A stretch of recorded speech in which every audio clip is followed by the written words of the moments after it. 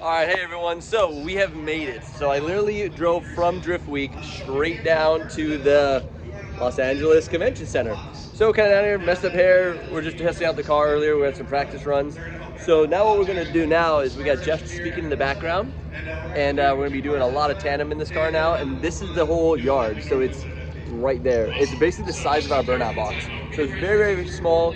But we're gonna do some tandems, we're gonna go have some fun out there, but we made it. That's the biggest thing, is that we made it. So I'm gonna continue to kind of chat. I'll share with you guys how it feels after we go out there and run, because we keep changing concretes. Like this is a different concrete again. And right when I got here, I had to little change up. Look at that, oh, hold on. They want us over here. All right, we're going over this way. I am, but it's okay. There we go. Everyone can be in the video too. Everyone say hi back there. So there we go. You guys can see yourself on it. Let me put this off, and I'll see you guys in a second.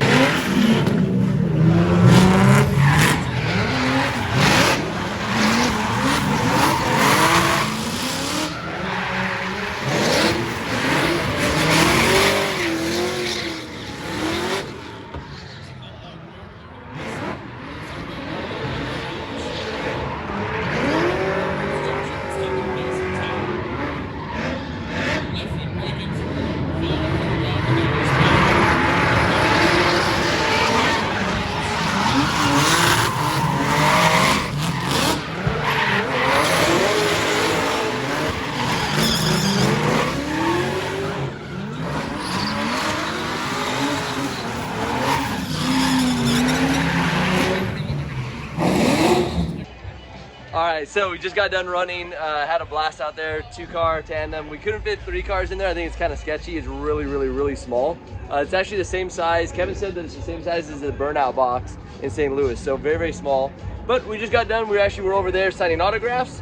Had a lot of people out here actually, so that was kind of quite nice. We have all of our merchandise and everything behind us, so we got that all going. We have the flag still. Almost run out of hoodies though, so if you plan on coming down here, maybe get them now, because I think we only have 2 X's left. But we have some shirts left and some other things. So we'll probably bring more stuff out to Winter Jam if you guys see us at Winter Jam. Hobson's over here playing around on the scooters, messing around. Jeff's over here behind us, killing some food. So, hey man, how's that burger? Cold. Where'd you get it from? I have no idea. All right. Magically appeared. Christina brought it. So, where'd you guys get the burgers from? Oh, inside? Okay. Was yours good at least? That was warm? Okay, so she doesn't know if it's good either. We're gonna go find some food though, hopefully. So, how are you having fun out here? That's what I figured. So that's why I came over only while he's got food. So we'll come back, chat with him. Hey, look at this, one of the last Rotaries alive. Look at it. The New Zealand guys will love this. Look at this. Look at this thing. Look. Hold on, let me turn this around.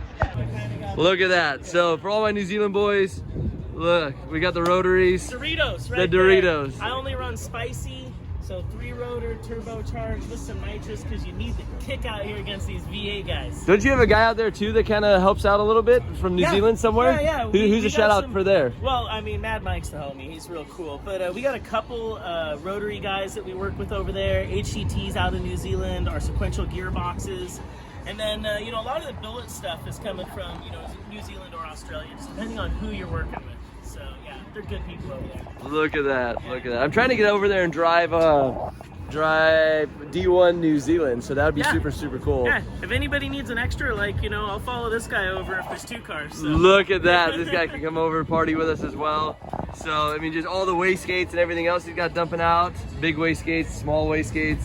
Some secret stuff going on down here. Precision Turbo. We're actually running Precision as well. I like that. So huge shout out to Precision. Our stuff's been really, really reliable actually. Same turbo all year long. So that's pretty good for a car that we literally beat up. But you can see how old some of this technology is. Like some of the things on here. So some stuff's all super nice and like brand new looking. Yeah. And then you have like some really old looking. That's a Denso NA US Supra TPS. I'm giving away cool info because you can't get the Cosmo JDM TPSs anymore, and JDM, you just have to search other manufacturers. So it turned out a Supra ran the same TPS. Wow, that's pretty crazy. Yeah, but yeah, there's a lot of old tech on here. We run the old intake manifolds, but then the motors themselves, a lot of new tech there. The studding, the apex seals. Everybody says worry about the apex seal. I don't worry about the apex seal. So is this just a stock intake plenum? Yeah, we poured it out. and the throttle body's been bored out. But rotaries have this unique situation where there's a reversion pulse. Because there's no valve train, it's a direct open port to basically your intake chamber. When the rotor slaps it shut, the air actually reverbs, comes back up, and this is a tuned intake manifold. If you take and totally plenum it, you get more on the top end, but you lose your bottom end. So one of the tricks to the rotaries is you actually want this tuned intake. So each pulse that closes is coming around and looping into the one that's open and carrying the fuel that's been potentially left in the manifold back up and over. So part of why they talk about rotaries being a little wasteful or different in tuning and the way their fuel air mixture is working and coming out the tailpipe is the fact that they have a tuned exhaust, tuned intake, there's no valve train, and there's a lot of standoff, as we call it, moving in that chamber and in that manifold. And that's just wild, right? So isn't that the same kind of like a two-stroke? Yeah, how it like goes out, builds pressure, and that's what sucks the next fuel down in? Yeah, a lot like that. And then same thing with the exhaust on rotaries. We run a little bit of a small to expansion and then back. It seems to help out. And then this is our dump. So we're able to relieve back pressure once we're up on boost at about 7 PSI. And all of this just helps. Awesome. So it's helps with the low end and then helps with the top end. So I'm kind of naive to rotaries. Are rotaries technically two-stroke? Or is it not really a stroke? There's no stroke at all. It's just a circle. It's like not a stroke. It's just a rotary. It's a circle. It's one of these guys? Yeah, let's show the guys what this thing does. It's a Dorito in a peanut shell. So basically, you're coming around with your intake charge. It blows up over here, boom, kicks it around. Simultaneously, you're carrying intake and exhaust out, so now you're on your exhaust down here, and it blows it out the bottom. So you've got 100% duty cycle. It's never wasting. Yeah, it's just going here. Yeah. So it's firing in here, fire, boom, pumping out, sucking back in there, pulling it back into the top. Exactly. So it's always cool to play with when people. So do you ever change any of this type of stuff, or port it or milling or anything? I leave the rotors for the combustion chambers fairly alone. You can play with that, and there's things to be done, but when you're talking about drifting, you're really looking for reliability and total horsepower and total torque. So we narrow the rotors, we lighten the rotors, we polish everything, reduces carbon stickage, ethanol helps, it's a cleaner fuel. You want the knock protection. Rotaries run hot on spark, and detonation kills the apex seals. I mean, that's kind of typical with most combustion engines. The rotaries, because they're only 1.3, 2 liter in my case, or like 2.6 in a 4 rotor, you have a small displacement motor moving a lot of air 100% of the time, exploding 100% of the time. So cold plugs, cold fuel, keep everything cold, and they last a long time. Generally, I get a season out of the motor. Look at that, a season out of this little thing. So what does this engine weigh? I have no idea, but 2 people can pick it up. Really? Yeah, we load them in and out of the trailer, just 2 people. It's a 2-person grab. That's quite unique, and there's a ton of room in here. Yeah, I like to be able to see the ground in my vehicles. Like a ton of room. I mean, you can literally like step in the car and stand in there. It gets complicated on the accessories. Okay. But the motor, the keg itself, is pretty small, and you think about where your weight is. All your weight's pretty low to the ground. This one's dry sump, so the plate's just a flat bottom. Yeah, but all your weight's down low in the back and way behind the shock towers, which makes this thing work amazing. Like, we built a V8 car, and the spring rates were way different because, with a V8 car, like an LS, you have so much mass up top compared to a rotary car, we have so much mass down low. Ended up with stiffer springs, not because the weight was so much heavier, it was within, I think, 50 pounds, but because of how the weight was placed in those 2 cars.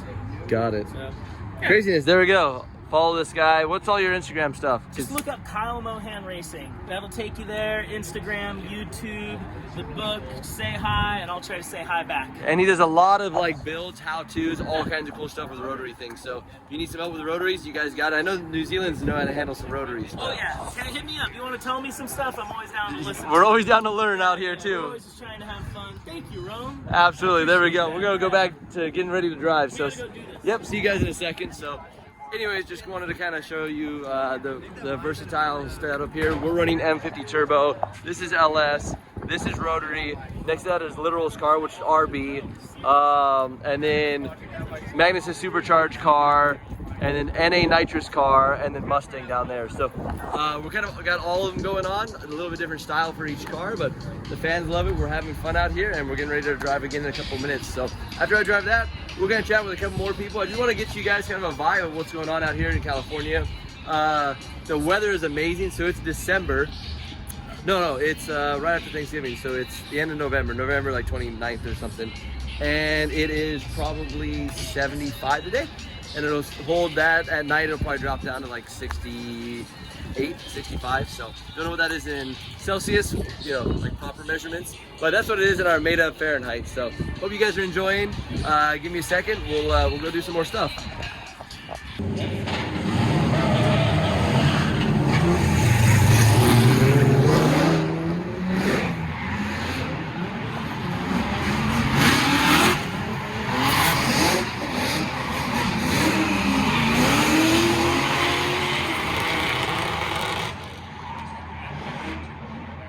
All right, so hey, you guys got to see some super cool drifting today, different layouts and different stuff that we were doing in a very small area. It wasn't always the easiest thing because we're literally in first gear driving around the whole track, but kind of got it going, got some good rhythm. I got some good tandems in with Jeff, as you saw. He's kind of my tandem buddy for today.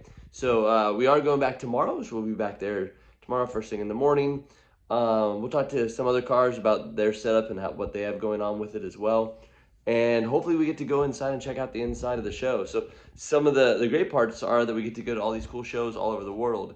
The bad part is sometimes we don't ever get to see the show because we're actually just outside doing the demos and doing the drift events and signing autographs and all that, which I absolutely love to do. So we also have autograph signing. We did that at 3 o'clock, so we'll probably do it at 3 o'clock again tomorrow. And that's awesome too. Like if you guys have anything that you want me to sign, like let me know, send it to me, whatever, I'll sign it, get it back to you guys.